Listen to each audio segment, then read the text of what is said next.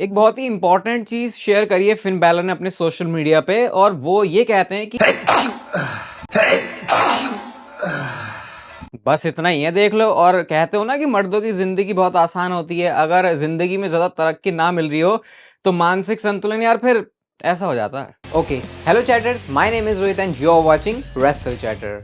Welcome है guys आपका voice of wrestling के एक और नए एपिसोड में। आज भी मेरे पास बोरी और पेटियां भर के आपको चीजें हैं बताने के लिए, रिएक्ट करने के लिए। बस आप वीडियो को लास्ट तक देखना। और मैंने पिछली वीडियो में बोला था कि सब्सक्राइब कर देना भाई, उस अकेली वीडियो से 1000 नए लोगों ने सब्सक्राइब किया। तो भाई ऐसी भी कौन सी आफत आ जाती है यार, अगर वीडियोस डेली आके देख रहे हो तो एक लाइक करना और सब्सक्राइब करने वाला काम आप कर सकते हो। देखो उसमें बहुत कुछ ज्यादा जाएगा नहीं। और सबसे पहले देखो, डिस्क्लेमर दे रहा हूँ बहुत बड़ा, ये कोई मैं आपको ये नहीं बता रहा कि ऐसा होने वाला है या फिर डब्ल्यूडब्ल्यू का ये प्लान है। ये सिर्फ एक स्पेकुलेशन, एक थ्योरी है कि क्या डब्ल्यूडब्ल्यू आगे कर सकती है इस जॉन सीना और रॉक की स्टोरी लाइन में। तो यहाँ पे रीबुक्ड रेसलिंग पॉडकास्ट के अंदर एडन इंग्लिश ने बोला कि जो अभी हम स्टोरी देख रहे हैं कि कॉर्पोरेट रॉक बन सकता है, फिर उधर से ट्रिपल एच की अथॉरिटी आ सकती है। इवेंचुअली ये बात रिवील हो कि ट्रिपल एच भी इन सारे लोगों के साथ ही खड़ा है, और जो इस सारे ग्रुप के अंदर थर्ड मैन है वो ट्रिपल एच है। और ये बिल्कुल गदर मचा रहे हैं डब्ल्यूडब्ल्यू में, इन्होंने सबका जो जीना है वो हराम कर दिया, ऐसा उन्होंने बोला है। अब मैं क्यों कह रहा हूं कि ये जो है मैं डिस्क्लेमर की तरह इसके लिए,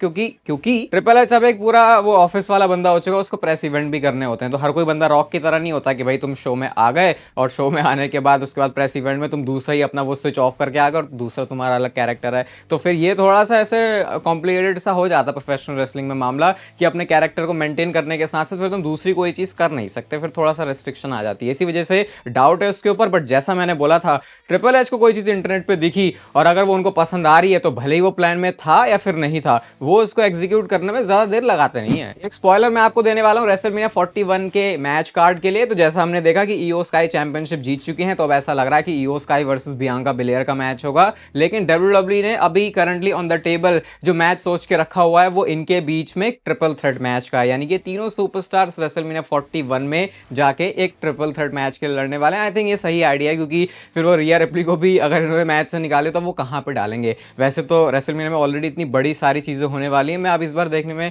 इंटरेस्टेड रहूंगा कि जो बाकी चीजें हैं उसके ऊपर फैंस कितना ध्यान देते हैं। क्योंकि जब कुछ ज्यादा ही बड़े धमाके फट जाते हैं तो कई बार दूसरी चीजें फिर छोटी लगने लगती हैं। जैसे कि अभी सीन चल रहा है जे उसो वर्सेस गुंथर के लिए। भाई वो एक मैंने अपने ट्विटर पे भी शेयर किया था मीम, किसी ने मेरे को इंस्टाग्राम पे टैग किया था। सही में भाई जे उसो के बारे में तो कोई बात नहीं कर रहा। इस साल रेसलमेनिया में ऐसा हो सकता है कि रोमन रेंज की जो 4 साल की स्ट्रीक चलती हुई आ रही है वो टूट जाए। और वो स्ट्रीक क्या है आप इस वाले ट्वीट में देख सकते हो। अगर रोमन रेंज ने इस बार रेसलमेनिया को मेन इवेंट नहीं किया तो इतने टाइम से लगातार जो बंदा रेसलमेनिया को मेन इवेंट कर रहा है, ये 5वां ऐसा साल बन जाएगा जहां पे वो लगातार उसको नहीं कर पाएंगे। भाई डब्ल्यूडब्ल्यू के लिए कितना अच्छा हेडेक आया ना। जैसे क्रिकेट में भी बोलते हैं कि बेंच स्ट्रेंथ बहुत अच्छी होनी चाहिए ताकि प्लेइंग 11 पिक करने में मुश्किल हो, क्योंकि उससे पता चलता है कि भाई तुम्हारा जो स्क्वाड है वो कितना तगड़ा है। अब डब्ल्यूडब्ल्यू के लिए भी यही सिचुएशन आ गई है कि अब तो दो मेन इवेंट है, लेकिन उसके बावजूद भी प्रॉब्लम यह है कि किस मैच को और किस बंदे को मेन इवेंट में डाला जाए। क्योंकि रॉक और जॉन सीना इन दोनों को तो मुझे लगता नहीं है कि अब तुम दूर रख सकते हो, और वैसे भी एक ही स्टोरी में आ गए हैं। हाँ, अगर रॉक का मैच हो रहा है जिसके बारे में मैं बोलूंगा कोई ऐसा भरोसा रखने की जरूरत नहीं, क्योंकि उसको ना ही मान के चलो। फिर सीएम पंग, ये रोमन रेंस वाला भी सीन है। फिर जो रॉयल रंबल बंदे जीते हैं उनका क्या, तो क्या हम अगले साल से रॉयल रंबल के मैच को लेके यही सोचें कि भाई जो बंदा रॉयल रंबल जीतेगा उसको मैच तो मिलेगा, लेकिन मेन इवेंट वो चीज गारंटी नहीं करता। क्योंकि अब तो इतने सारे बड़े बड़े नाम हो गए। सोचो अगर इस टाइम पे एक नाइट की सिर्फ एक दिन की रेसलमेनिया होती तो फिर कितनी प्रॉब्लम्स आ जाती। कुछ साल पहले से अगर आप डब्ल्यूडब्ल्यू देख रहे हो तो आपको पता है डब्ल्यूडब्ल्यू का एवोल्यूशन नाम का भी पीएलई हुआ करता था, प्रीमियम लाइव इवेंट हुआ करता था, जहां पे सिर्फ विमेंस रेसलिंग होती थी। इतने टाइम से डब्ल्यूडब्ल्यू ने उसको बंद कर दिया था, कोई आसार भी नहीं थे कि ये वाला शो वापस आ सकता है। लेकिन अब रिपोर्ट्स ऐसी आई है कि 2025 में डब्ल्यूडब्ल्यू इस वाले शो को प्लान कर रही है। इवन इसकी एक डेट भी आ गई है, 5 जुलाई को डब्ल्यूडब्ल्यू इसको होस्ट कर सकती है। अभी ऐसा जो डर्ट शीट्स हैं उन्होंने रिपोर्ट करना शुरू कर दिया। मैं तो कह रहा हूं कि अगर अब ऐसा कोई शो हो रहा है तो मेन रोस्टर के सुपरस्टार्स पे ध्यान दो या फिर ना दो। भाई जो एनएक्सटी का विमेंस डिवीजन है, मैं सही बता रहा हूं, मैं पक जाता हूं ये रॉ स्मैकडाउन में देख के वही चीज घुमा फिरा के। लेकिन वहां पे ना सिर्फ सुपरस्टार्स तगड़े हैं बल्कि उनकी स्टोरी भी अच्छी है। तो इस बार तो अब पहले के कंपैरिजन में रोस्टर भी तगड़ा है तो अच्छा जा सकता है। बट ऑब्वियसली जिसको विमेंस डिवीजन में इंटरेस्ट है नहीं, फिर वो तो कहेगा मैं भाई क्या मैं नहीं देख रहा इसे, तो वो तो है ही। बट डब्ल्यूडब्ल्यू ने वो उस समय रेवोल्यूशन के लिए इस एवोल्यूशन को लेके आए थे। अब लेकिन काफी ज्यादा फेमिलियर हो चुके हैं लोग विमेंस डिवीजन से भी। एजे स्टाइल्स अब जो है वापस आए हैं, तो आपको पता है जब वापस आए तो उनकी बॉडी शॉडी के बारे में बड़ी तगड़ी बड़ी बात हुई थी कि बंदा बल करके आया, तो उसके पीछे का सीक्रेट उन्होंने बता दिया। और वो बड़ा ही भाई, ये तो इससे आपको पता चलता है क्या हार्डवर्क और क्या डेडिकेशन लगती है। उन्होंने बोला कि अपना वो श्रेडेड लुक लाने के लिए लोगों को ऐसा लगा कि मैंने बल किया है, लेकिन ऐसा नहीं है कि मेरे वेट में कोई बहुत ज़्यादा डिफरेंस आया पहले से। वो ये कहते हैं कि मैंने 3-3 दिन तक पूरी फास्टिंग करी है, जहां पे मैं सिर्फ पानी भी पिया हूं। और ऐसा भी उन्होंने बोला कि 6-7 दिन भी मैंने बिना खाए पिया सिर्फ पानी। तो ऐसा करके वो अपनी जो बॉडी को है इस तरीके की शेप में लेके आए हैं। अगेन कोई ऐसा करने का मत सोचना भाई, ये ऐसी की तैसी हो जाती है। थोड़ा बहुत जो हम भी जिम जाते हैं हमको भी उसकी नॉलेज है, लेकिन भाई इनका तो काम ही है, तो ये इतना एक्सट्रीम जा सकते हैं। उनके पास इनके जो कोचेस हैं और जो ट्रेनर है वो होते हैं। आपका सिंपल काम है, जिम चले जाओ 6 दिन, 4 दिन, 5 दिन, और अच्छा अच्छा खाना खाओ, बाहर का फास्ट फूड छोड़ दो। या कुछ टाइम में हो सकता है आपका भाई आपको कुछ बातें बताने शुरू कर दे, बट अभी नहीं। जॉन सीना के हील टर्न के बाद उनको वैसे स्पॉट भी किया गया, यहाँ पे आप फोटोज में देख सकते हो, कुछ फैंस के साथ वो हैं। और अब तो मेरे से हजम नहीं हो रहा जॉन सीना को, मतलब इतने टाइम से हमने जॉन सीना को हंसते खेलते हुए देखा, लेकिन अब जो उसकी वो हमने साइड देख ली बुरी वाली, मैं ऐसा थोड़ा भूलने में लगा हूँ कि शायद जॉन सीना कभी बेफेस भी थे। वो चेहरा, वो वीडियोस इतनी बार मैंने लूप पे लगा के देख ली। और जॉन सीना के बारे में वैसे और भी बहुत सारी बातें पता चली, एक एक करके आपको बताता हूँ। सबसे पहले जॉन सीना के पिताजी का क्या रिएक्शन है जॉन सीना के हील टर्न के ऊपर। अगर आपने पहले जॉन सीना की स्टोरी लाइन फॉलो किया तो आपको पता होगा कि जॉन सीना के पिताजी भी WWE की स्टोरी लाइन का पार्ट रहे हैं। तो वो ये कहते हैं कि यार मेरे को इतने सारे लोग फोन कर रहे हैं, कॉल कर रहे हैं, कोई टेक्स्ट कर रहा है, भाई मुझे नहीं पता उसने जो किया वो क्यों किया, उसका क्या रीजन है, सिर्फ आगे देखो क्या होता है, क्या स्टोरी में दिख रहा है। वो उन्होंने थोड़ी सी उस चीज से ऐसे करनी काट ली, भैया मुझे नहीं पता क्या हुआ, जो जॉन सीना के कैरेक्टर के साथ होगा आगे देख लेना, मेरे से इस तरीके के सवाल मत पूछो, क्योंकि मैं पागल हो चुका हूँ ये सारी बातें देख देख के अपने सामने। उसके साथ साथ जॉन सीना की कुछ पोस्ट भी आती है। एक ट्वीट किया उन्होंने, और आई थिंक किसी ने तो मुझे कमेंट किया था, पता नहीं इंस्टाग्राम पे किया था, कहाँ पे किया था, कि भाई जॉन सीना ऐसे मोटिवेशन वाले या फिर ऐसे ज्ञान की बातें ट्विटर पे करते रहते। तो भाई वो ज्ञान की बातें तो करते हैं, बट उसको ऐसे बिल्कुल अलग मत करो जो उनकी रियल लाइफ के साथ चल रहा है, क्योंकि यहाँ पे वो रियल चीजें शेयर करते हैं। तो उन्होंने क्या ट्वीट किया, लिखते हैं यहाँ पे जॉन सीना कि how others respond to us tends to say a whole lot more about them than it does about us. और साथ में फिर लिखते हैं इवैल्यूएट करो इसको अच्छे से, और इसको पर्सनली ज्यादा लेने की जरूरत नहीं है। मतलब कि जो लोग तुम्हारे बारे में बोल रहे हैं, कई बार वो तुम्हारे बारे से ज्यादा उन लोगों के बारे में होता है कि वो किस तरीके के लोग हैं। तो यहाँ पे जॉन सीना आई थिंक, क्योंकि सारा इंटरनेट, सारी दुनिया ही उनके अगेंस्ट हो चुकी है कि भैया इस बंदे ने हील टर्न कर लिया, ये तो हमारा चाइल्डहुड वाला हीरो था, तो कहते हैं इसको पर्सनल लेने की जरूरत है, उसको अच्छे से इवैल्यूएट करो। और इंस्टाग्राम पे तो फिर उनके अलग अलग चीजें चलती रहती है। ये फोटो उन्होंने पोस्ट की है। अब आपको पता ही है मेरा बैकग्राउंड में ज़्यादा कुछ देखता नहीं, बट मुझे पता है जोकर कैरेक्टर है, और अगर मैं सही हूँ तो ये बंदा बहुत ज़्यादा विलन ऐसा वाला इसका रोल है, तगड़ा वाला।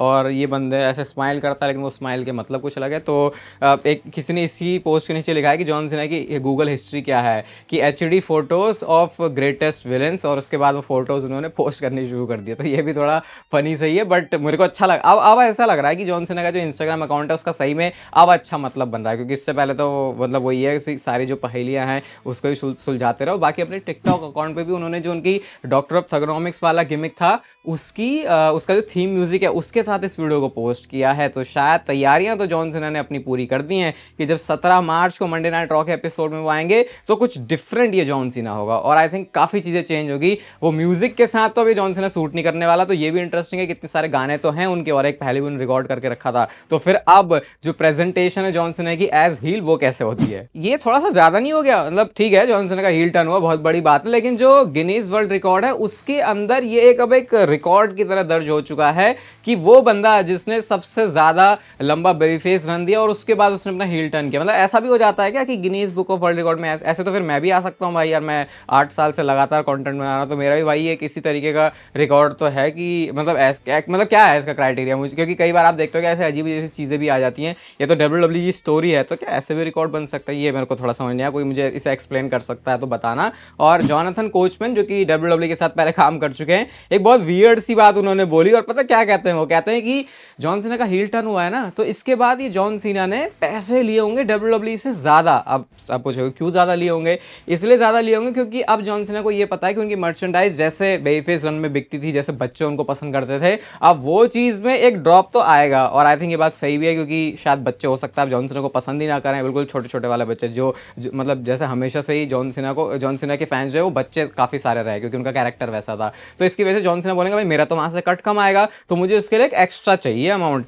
वियर्ड है, बट मैं ये भी नहीं बोलूंगा कि ये पूरी तरीके से ऐसा है कि गलत है, क्योंकि भाई आपको पता है धंधा फिर ऐसे ही होता है कि मेरे को उतने पैसे आने चाहिए वरना फिर मैं काम नहीं करूंगा, चाहे वो बंदा जॉन सीना हो, चाहे वो बंदा रॉक हो, चाहे वो बंदा रोमन रेंज हो, काम तो सब कुछ पैसों के लिए चल रहा है। हाँ, कोडी रोड्स का मामला थोड़ा सा अलग है, तो मे भी हो सकता है इसमें रियलिटी भी हो, बट थोड़ा अटपटा सा है कि भाई मेरी टी शर्ट ज्यादा नहीं बिकेंगी तो पैसे पहले से ज्यादा दे दो मुझे। चलो भाई, रैंडी ऑर्टन के बारे में एक खुशखबरी तो मैं आपको दे सकता हूँ। सबसे पहले तो कल रैंडी ऑर्टन स्मैकडाउन पर फीचर होंगे, ये मस्त मजा आएगा उनको देखने में उनके रिटर्न के बाद। और उसके साथ साथ 14 मार्च, 21 मार्च और 28 मार्च जो WWE का यूरोप वाला टूर है उसके अंदर भी स्मैकडाउन के शोज पर रैंडी ऑर्टन होने वाले हैं। मुझे लग रहा है कि ये जो पूरा यूरोप वाला WWE जा रही है अभी अलग अलग कंट्रीज के अंदर, ये एक पूरा ऐसा 1 महीने का पीरियड है जहां पे बिल्कुल रोड टू रेसलमेनिया बिल्कुल ही धमाका ही करने वाले हैं, क्योंकि जब भी बाहर सिटीज के अंदर जाते हैं, बाहर कंट्रीज के अंदर जाते हैं, तो ये थोड़ा सा ज्यादा एफर्ट लगाते हैं, तो शायद वो चीज आप एक्सपेक्ट कर सकते हो। एंड वैसे तो कल भी आ रहे हैं रैंडी ऑर्टन, तो पहले तो ये देखते हैं कि कल वो अब आगे क्या बोलते हैं। और केविन ओवेंस के साथ जो वो करने वाले हैं, अब भाई केविन ओवेंस उसके लिए रेडी हो जाओ, क्योंकि तुम भले ही हरामी हो लेकिन तुमने अल्ट्रा प्रो मैक्स लेवल के हरामी से पंगा ले लिया था बहुत पहले। ट्विटर पे ये चीज बहुत ज्यादा वायरल हो रही है कि जॉन सीना का अब लुक शायद चेंज होने वाला है, और जो पिक्चर उनकी वायरल हो रही है, इवन पैट मैकेफी भी इसको शेयर करते हैं। यहाँ पे आप देख सकते हो रॉक की तरह ही जॉन सीना का भी लुक हो चुका है कि अब उनके भी जो सिर के बाल हैं उसमें एक सिर्फ स्पॉट नहीं है बल्कि वो पूरे ही गंजे हो चुके हैं। चश्मा भी उनको रॉक की तरह पहना दिया है, और लोग अब मान रहे हैं कि हाँ भाई शायद ऐसा हो सकता है कि इस तरीके का लुक हमको जॉन सीना का दिख जाए। अगर आप मेरे से पूछो ना क्या मैं चाहूंगा कि जॉन सीना अपने बाल या दाढ़ी के साथ भी एक्सपेरिमेंट करें, तो शायद मेरा उसका जवाब नहीं है। पता है क्यों? मैं ऐसे देखना चाहता हूं कि यार जॉन सीना दिखे तो वैसे ही, लेकिन अब वो अलग बंदा है, तो आई थिंक मेरे को ज्यादा शौक लगेगा कि यार ये बंदा दिख तो वैसे ही रहा है लेकिन इसकी हरकतें अलग है। अभी मुझे ऐसा फील हो, मैं भी शायद बाद में मेरा ओपिनियन चेंज हो, लेकिन अगर जॉन सीना पूरे ही चेंज हो गए तो वो पूरा ही बंदा फिर अलग लगेगा। तो पुराना वाला थोड़ा जॉन सीना तो दिखना चाहिए ना, तभी तो लगेगा कि हाँ ये वही जॉन सीना है, लेकिन अब इसकी हरकतें अलग है। आप बताना कि क्या ऐसा इतना ड्रास्टिक चेंज बनता है कि भाई बंदा पूरे बाल ही अपने उड़ा ले और ये रॉक की तरह चश्मे पहन के आने लग जाए। WWE में तो यार देखो एक ही देवमानुष बंदा है और उसका नाम है undisputed champion Cody Rhodes, American nightmare. तो भाई एक ये कॉनर थॉमसन है, उन्होंने रीच आउट किया कोडी रोड्स को कि भाई तुम्हारे हालात कैसे हैं एलिमिनेशन चेंबर में जो तुम्हारे साथ हो, क्योंकि हमको ये तो पता है कि इंजरी तो उनके साथ कुछ हुई है, और जो सुना था वो था कि उनका जो ईयर ड्रम है, जो कान का पर्दा है, वो बोल चुका है, और उनको जो ब्लैक आई है वो भी हुई है। तो जब उनसे पूछा तो भाई कोडी रोड्स कहते हैं कि उसने तो मुझे टच भी नहीं किया, नहीं वो चीज मुझे टच भी नहीं हुई। तो यहाँ पे पूरी तरीके से प्रोटेक्ट कर रहे हैं ट्रेविस स्कॉट को। ट्रेविस हेड बोल दिया था मैंने, तो देख लो कैसे दिमाग पे असर हुआ पड़ा है ट्रेविस हेड का। क्रिकेट वीडियो पे ऐसे जाके देख सकते हो क्रिकेट चैनल पे आप। तो कोडी रोड्स ने उनको पूरी तरीके से प्रोटेक्ट कर दिया, क्योंकि अगर यहाँ पे वो ऐसी स्टेटमेंट दे देते कि भाई हाँ यार मेरे को लगी है उसने मार दिया, तो आपको पता है जो सारा इंटरनेट है वो टर्न क्या हो जाता है। ऑलरेडी बहुत सारे लोग ट्रेविस स्कॉट को पसंद नहीं करते उनके पर्सनल लाइफ की कांड की वजह से भी, और WWE फैंस को भी कई बार फोर्स लगता है कि यार ये ट्रेविस स्कॉट बंदा क्यों आ रहा है। तो अभी तो उन्होंने यहाँ पे उनको पूरी तरीके से बचा लिया है। वैसे अगर ना भी बचा दे तो ठीक था भाई, बंदा हील ही तो है, काम भी तो हरामी लॉन्डो के साथ ही कर रहा है, तो वो काफी ज्यादा उनके कैरेक्टर के साथ भी फिट हो जाता। और कल का जो स्मैकडाउन का शो होने वाला है वहां पर कोडी रोड्स को एडवर्टाइज ही ये लोग ऐसे कर रहे हैं कि वो एड्रेस करने वाले हैं रॉक एंड जॉन सीना के अटैक को और जॉन सीना के हील टर्न को। और अब यहां से भाई रोड टू रेसलमेनिया सही में शुरू ही हो, मतलब वैसे तो हो गई थी, लेकिन अब आप बोल सकते हो कि गाड़ी ने रफ्तार पकड़ ली, क्योंकि अब ये हाइप करने वाले हैं जॉन सीना और कोडी रोड्स के मैच को। अब सोचो जब रेसलमेनिया के मैचेस को हाइप करने की चीजें शुरू हो जाए स्टोरी लाइन के अंदर, तो भाई यहां से अब मामला गर्म हो चुका है। तो अब देखते हैं कोडी रोड्स का जवाब क्या है और वो कैसे रिएक्ट करते हैं। सपोर्ट तो ऐसे कल कोडी रोड्स को तगड़ा मिलेगा। देखो एक लिस्ट आई है देखो हमारे पास कि 2025 जो फरवरी का महीना गया उसमें सबसे ज्यादा किन सुपरस्टार्स को सर्च किया गया है। और ये जो लिस्ट है ना, ये मैं बोलता हूं कि इनको बोलते हैं मेन स्ट्रीम और ग्लोबल स्टार। भले ही कोई बंदा स्टोरी लाइन के अंदर है और उसको WWE की हार्डकोर ऑडियंस बहुत पसंद कर रही है, उसका मतलब ये नहीं कि सही में वो एक बिल्कुल मेन स्ट्रीम वाली पॉपुलैरिटी में जा चुका है। एग्जांपल के लिए जैसे देखो किसी को छोटा नहीं दिखाने की कोशिश कर रहा, लेकिन मैं पेंटा का नाम लूंगा, रेसलिंग ऑडियंस उनको बहुत पसंद करती है, लेकिन वैसे अगर आप ग्लोबली देखोगे तो ऐसा बहुत कोई अपील होती नहीं है, फिर तो वो डिफरेंस होता है। तो जिनको सबसे ज्यादा सर्च किया गया उसमें आप देख सकते हो नंबर 1 पे ऑब्वियसली रॉक है WWE की वजह से और उनकी जो बाकी हॉलीवुड का भी सीन रहता है। फिर दूसरे नंबर पे जॉन सीना है, और ये फरवरी महीने की बात चल रही है, ठीक है, ये जो ये सब हुआ मतलब उससे थोड़ा सा पहले की जो बात है वो हो रही है। उसके बाद रोमन रेंज का नेम है, शार्लेट फेयर का नेम है, लोगन पॉल, जे ऊसो। देख रहे हो जे ऊसो का नंबर फिर भी 6 आ रहा है, जबकि रॉयल रंबल जो हुई थी वो फरवरी में हुई थी और वहीं पे उन्होंने इसको जीता था। उसके बाद रे मिस्टीरियो हमेशा ही रहते हैं, तो रिया रिप्ली भी हैं, कोडी रोड्स भी हैं, और फिर 10th नंबर पर सीएम पंक, एलेक्स ब्लिस और लिव मॉर्गन है। तो जब WWE के अंदर मेन स्ट्रीम सुपरस्टार्स की बात होती है ना, तो आई थिंक ये एक सही मैट्रिक है निकालने के लिए कि हाँ भैया ये बिल्कुल ही ग्लोबल पॉपुलर हो चुका है, क्योंकि स्टोरी लाइन में कांड हो रहे हैं। जैसे ड्रू मैकिंटायर तो लिस्ट में ही नहीं है, तो समझ रहे हो वो एक डिफरेंस आ जाता है। तो ये वो नेम है जिनके ऊपर WWE अगर पैसा लगाती है, स्टोरी लाइन में इन्वेस्ट करती है, तो ये तो 100% प्रॉफिट बना के देंगे। बाकी कुछ नेम यहाँ पे ऐसे भी हैं जिनके होने के रीजंस थोड़े अलग अलग भी हो सकते हैं। बाकी आप लोग थोड़े से समझदार हो। यार मुझे लग रहा है कि फिर से हमारे साथ खेला होने वाला है, और इस खेला में ये लिटरली खेला नहीं है, ये हमारे फन और एंटरटेनमेंट और एंजॉयमेंट के लिए। आपको याद होगा लास्ट ईयर जब कोडी रोड्स को बुरी तरीके से भिगा भिगा के रॉक ने मारा था, तो उस टाइम पे वो जो प्रोडक्शन ट्रक खड़ा हुआ था, उसका जो ट्रेलर था, उसमें जॉन सीना और स्टोन कोल्ड स्टीव ऑस्टिन थे। और ये जो भी यहाँ पे जॉन सीना स्टोन कोल्ड को दिखा रहे हैं, अब इसको 1 साल के बाद ऐसे लिंक कर रहे हैं कि भाई ये भी पार्ट ऑफ द प्लान था, उस समय ऐसा दिखाया था, तो यानी कि अब ये एक रेसलमेनिया के मैच की तरफ लीड कर सकता है। और मैंने आपको बोला भाई प्लान था या नहीं था, अगर ट्रिपल एच को लगा कि भाई ये तो इन बंदों ने सही बात लिखी है, तो वो उसको स्टोरी लाइन में भी इंप्लीमेंट कर देंगे। और उसके ऊपर स्टोन कोल्ड स्टीव ऑस्टिन ने अपने रेसलमेनिया 41 के स्टेटस के बारे में बात करी, और वो ये कहते हैं कि वो होने वाले हैं लास वेगास के अंदर। जितना मुझे उनको पता है, उन्होंने अपनी कुछ तो काफी अच्छी खासी ट्रीटमेंट करवाएगी ताकि वो अच्छी शेप में आ जाएं। जिम वगैरह उनकी वीडियोस वगैरह देखी थी, तो बंदा वैसे भी रिंग में आ चुका है, तो ऐसा कोई प्रॉब्लम होने नहीं वाली उनको बहुत ज्यादा। और अगर आपको याद होगा तो लास्ट ईयर रेसलमेनिया में अंडरटेकर की जगह originally Stone Cold Steve Austin ही होने दो। तो शायद ऐसा हो सकता है कि मामले के बारे में बात होते होते इतनी बात फटे कि एक्चुअल में ये चीज हमको स्टोरी लाइन के अंदर दिख जाए, और शायद फिर इनका एक मैच भी हो सकता है। अगेन रेसलमेनिया में होगा या नहीं, ये थोड़ा सा अटपटा सा ही सीन है, क्योंकि रॉक के स्टेटस के बारे में कुछ कह नहीं सकता। तो शायद ये पूरी 1 साल की स्टोरी यहां से भी बनाई जा सकती है। और जाते जाते आपको मैं छोड़ना चाहूंगा एक गुड न्यूज के साथ, और ये जॉन सीना से रिलेटेड ही है। तो WWE ने भाई उनके जो डेट्स है ऑफिशियली वो कंफर्म करके बता दी हैं। स्मैकडाउन का जो 30 मई, 13 जून और 20 जून का एपिसोड है, वहां पे जॉन सीना होने वाला है। तो सोच लो उस समय क्या दौर होगा, जॉन सीना कैसा होगा, और शायद उसके कंधों पर आपको जो चैंपियनशिप है वो भी दिख जाएगी। बाकी स्क्रीन पर अभी आपको क्रिकेट चैनल की वीडियो दिख रही है, उसको जाके जरूर देखना, लाइक कर देना भाई। यहां तक वीडियो देखते हो, चैनल को सब्सक्राइब कर सकते हो ऐसे और WWE से रिलेटेड कंटेंट के लिए। और तब तक फिर लेते रहो जिंदगी के मजे।